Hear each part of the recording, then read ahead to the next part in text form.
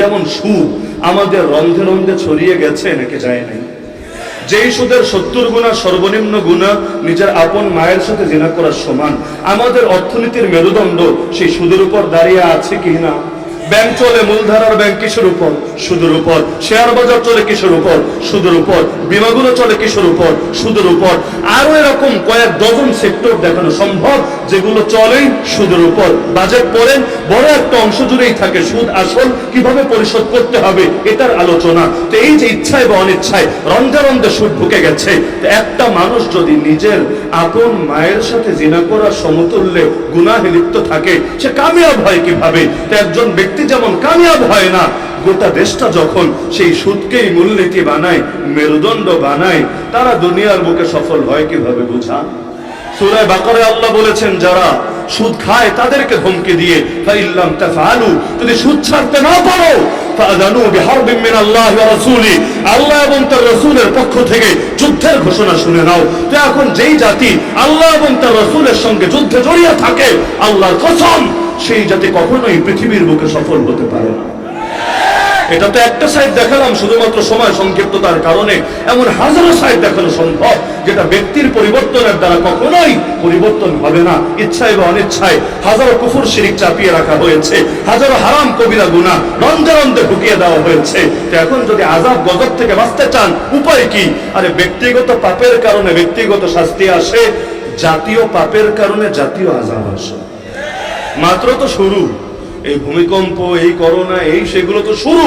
আল্লাহ নবী বলেছেন কিয়ামত যখন ঘনিয়ে আসবে, ফিতনা এমন ভাবে প্রকাশ পাবে, তাসবিহের রশি ছিঁড়ে গেলে দানাগুলো যেভাবে একের পর এক গড়িয়ে পড়তে থাকে, এভাবে গড়িয়ে পড়তে থাকবে।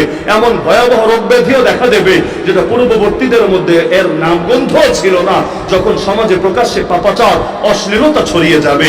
আজকের বুকে, আজকের এই বাংলাদেশের বুকেও দেখেন একটা সংখ্যাগরিষ্ঠ মুসলিম দেশ হওয়ার পরও ইসলাম কতটুকু বাস্তবায়িত আছে, আর অন-ইসলাম যেটা ইসলাম না সেটা কতটুকু বাস্তবায়িত আছে। ইসলামের কথা বলাটাও কতটুকু কঠিন হয়েছে, আর নাস্তিক্যবাদের কথা, কুফর শিরিকের কথা বলাটা কতটুকু সহজ হয়েছে। নারীদের জন্য পর্দা করা কেমন কঠিন হয়েছে, বেপর্দায় থাকা কেমন সহজ হয়েছে। কলেজ ভার্সিটির ছেলেদের জন্য দিন পালন করা কতটা কঠিন হয়েছে, আর বদ্দিন আর বেদিনের পথে চলা কতটা সহজ হয়েছে। এইগুলো তো উদাহরণ দিতে চাইলে রাত শেষ হবে, উদাহরণ শেষ হবে না। সমাধান কি? সমাধান হলো আলেমদেরকে নেতৃত্বের আসনে আসীন হতে হবে। যদি না হয় কি হবে?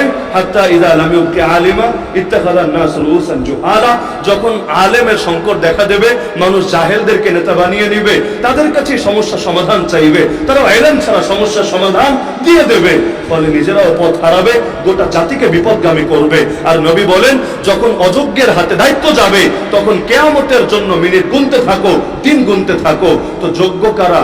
আলেমরা না জাহেলরা? আর অযোগ্য কারা? আলেমরা না জাহেলরা?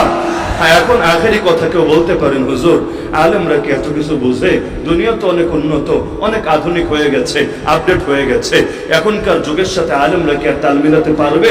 এখন তো জেনারেল শিক্ষা যাদের আছে তারাই না যুগটাকে ভালো চালাতে পারবে।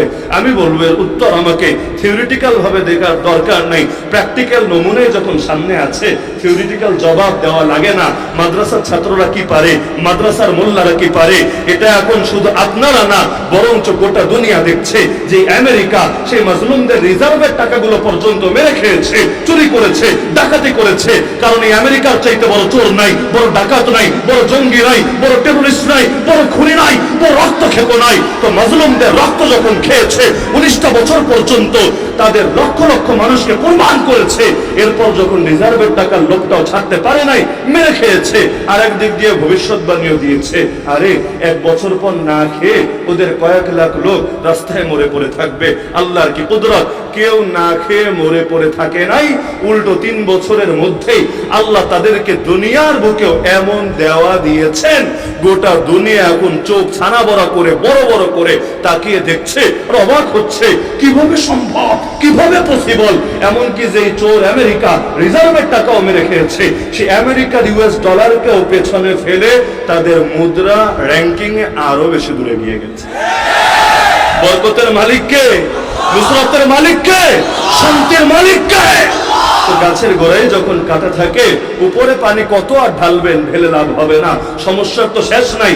এই যে আজকের মাহফিলের বক্তারাও পড়ে আছে বছরের পর বছর কারাগারে, নিঃসন্দেহে এটাও সমস্যা।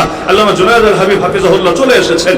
আজও তো বিকালে হুজুরদেরকে আন্দোলন করতে হয়েছে সেই কারাবন্দী আলেমদেরকে নিয়ে। তো এগুলো তো হাজার সমস্যা, এক একটা সমস্যা মাত্র।